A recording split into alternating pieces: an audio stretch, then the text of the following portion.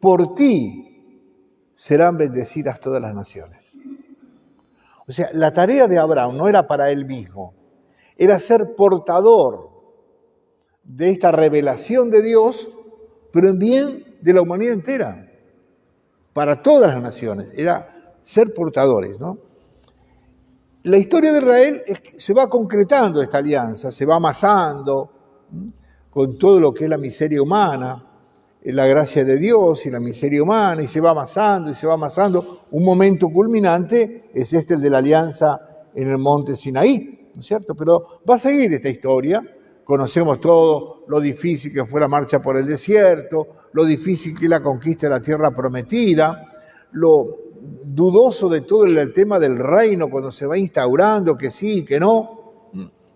Luego el desastre, ¿no? Pero en medio de eso, Israel empieza a concretarse, necesita algo más tangible que simplemente la alianza.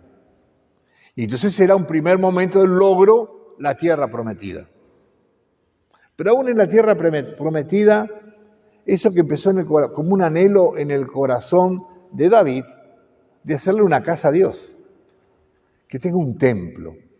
El templo viene como a materializar toda esta idea anterior. Dios ha elegido un lugar para desde ahí irradiar su gracia. Y entonces para ellos es el templo de Jerusalén, el lugar, ¿no?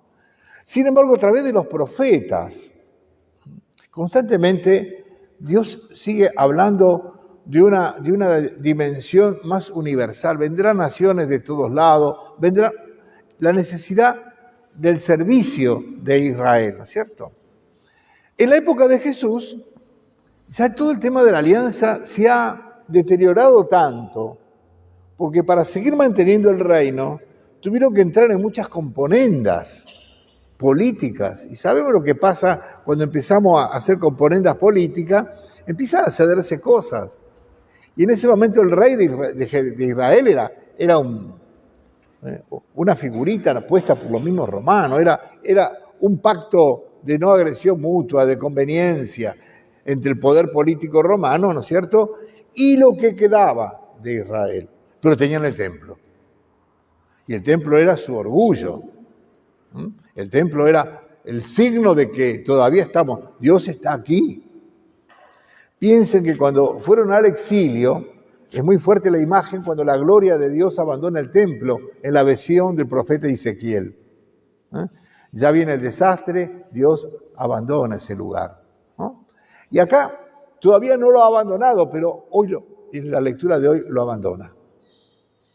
Cuando Jesús, de alguna manera, con ese episodio tan violento que puede hasta chocarnos, ¿no?, que da por terminado de alguna manera esta historia del culto en el templo. Ya lo había anunciado en el encuentro con la samaritana.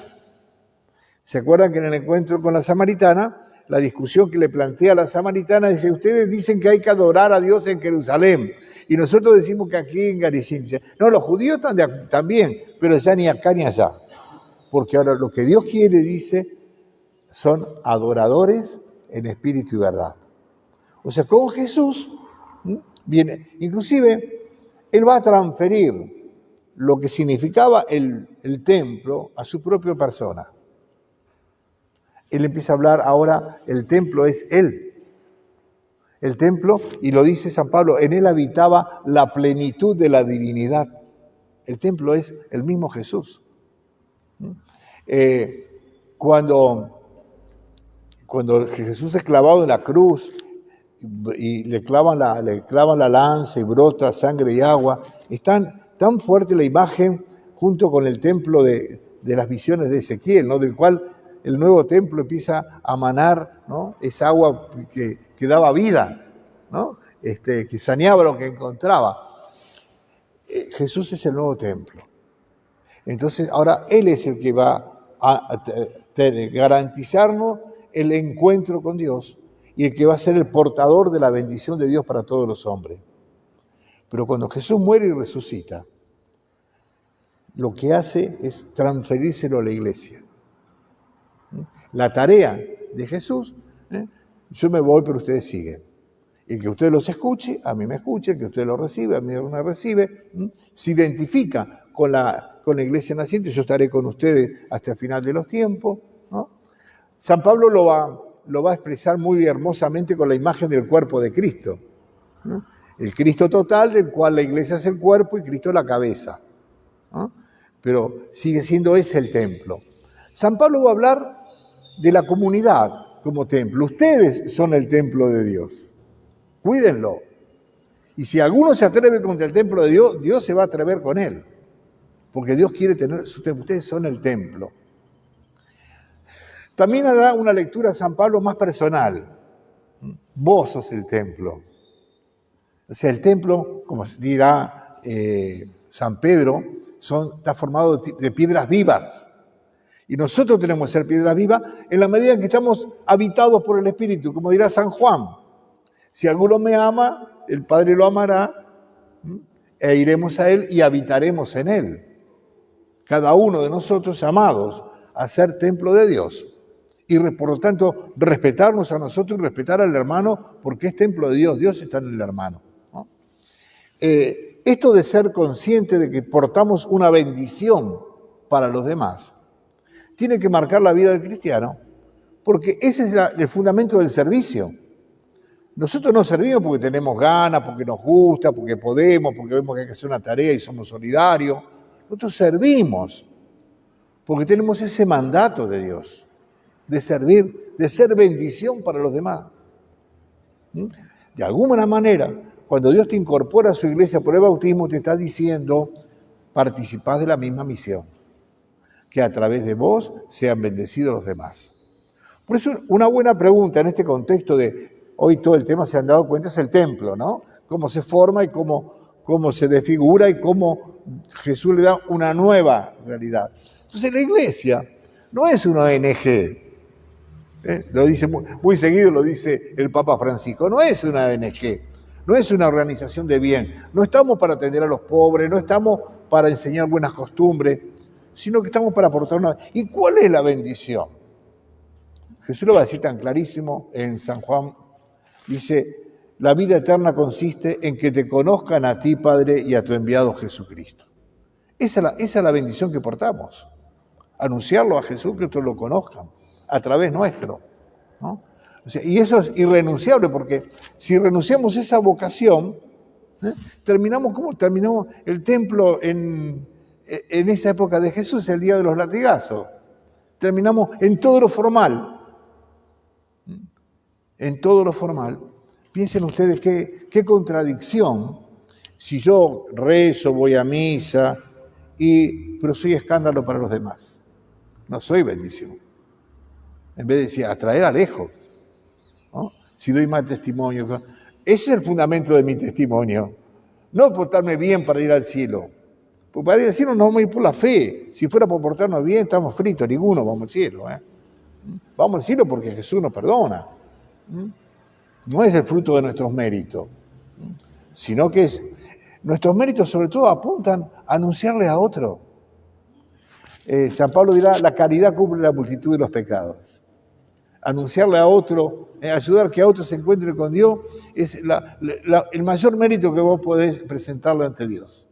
Lo que más le agrada a Dios es que cada uno de nosotros seamos servidores de los demás y que los ayudemos a acercarse a Dios. Para eso tengo que estar cerca yo. Tengo que dejarme purificar. Los latigazos hoy tienen que ser para cada uno de nosotros. A ver en qué medida en mi corazón todavía tengo ese ardor, que no es el ardor misionero de decir porque te van a hacer cosas, sino ese ardor para que todos conozcan a Jesús. San Pablo lo dice tan fuerte. Ay de mí si no evangelizo. Como que le queman hasta los huesos a Pablo si no lo hace, si no ayuda a otro a que se encuentre con el Señor. Y esto es lo que necesitamos en estos tiempos. Yo decía anoche que tomo coraje y lo vuelvo a decir ahora. Hoy día el látigo tomó forma de COVID. Como iglesia nos han pegado una sacudida, bien sacudido con el COVID. A ver si estamos dispuestos o no a servirlo a Dios como a Él le agrada, anunciando el amor que Él tiene, pero viviéndolo primero. Porque de nada vale decirle a alguien, no te hagas problema que Dios te ama, que decirle, yo te doy fe, yo he experimentado y sé que Dios te ama, porque a mí me ama, y soy capaz de dar mi testimonio. Cuando yo puedo decirle a otro así, a veces dudamos qué pasó en la familia, pero a veces nuestro mensaje en casa es contradictorio. Anunciamos el Evangelio a nuestros hijos, dejamos que se lo anuncien, pero a veces nosotros mismos, borramos con el codo lo que escribimos con la mano. O sea, no siempre somos coherentes en esto, ¿no? Y eso es importante, lo que podamos lograr testimoniar, ¿no? Así que pidamos al Espíritu Santo que nos renueve en este ardor, que esta cuaresma, todavía viviendo la cuarentena, ¿no es cierto?, que esta cuaresma sea distinta. El año pasado fue de encontrarnos de pronto con la pared delante. Hemos caminado mucho, Dios ha obrado en la vida de cada uno, creo que nos ha purificado de muchas cosas, y bueno, es tiempo de renovar la alianza. Y eso lo vamos a hacer en Pascua. Justamente, parece la cuaresma. Para renovar la alianza, para volver a decirle al Señor, sí, acá estoy. Renova tu presencia en mí, porque yo quiero irradiarla. Y como cosa de irradiar, les cuento una pequeña, no es ni testimonio, una anécdota, ¿no? Esta conciencia de que Dios está en uno. Hace unos años me pasó estando en una cola del banco, mucha gente, estaba todo lleno ahí. Y había que esperar, y yo me había puesto a orar. Estaba orando, y por esto tomo conciencia en un momento, ¿no? ¿Qué será? ¿Qué habrá dentro del corazón de cada una de estas personas? Porque así como yo estoy orando, todos están con algo. ¿Qué estarán haciendo? ¿No? Y me salió ponerme a orar por los demás. Por toda esa gente que estaba ahí. A pedirle a Dios una bendición para esa gente, ¿no? Y después tomaba conciencia de esto. Y ninguno se enteró.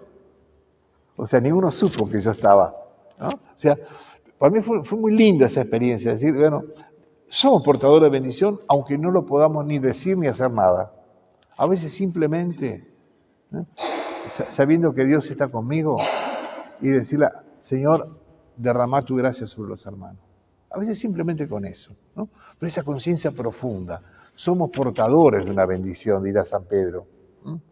Bendigan, porque somos portadores y somos herederos de una bendición. Bendigan siempre, dice San Pablo, ¿no? San Pedro, en su carta. Herederos de una bendición, llamados a que por nosotros también sean bendecidos todos los que se acercan.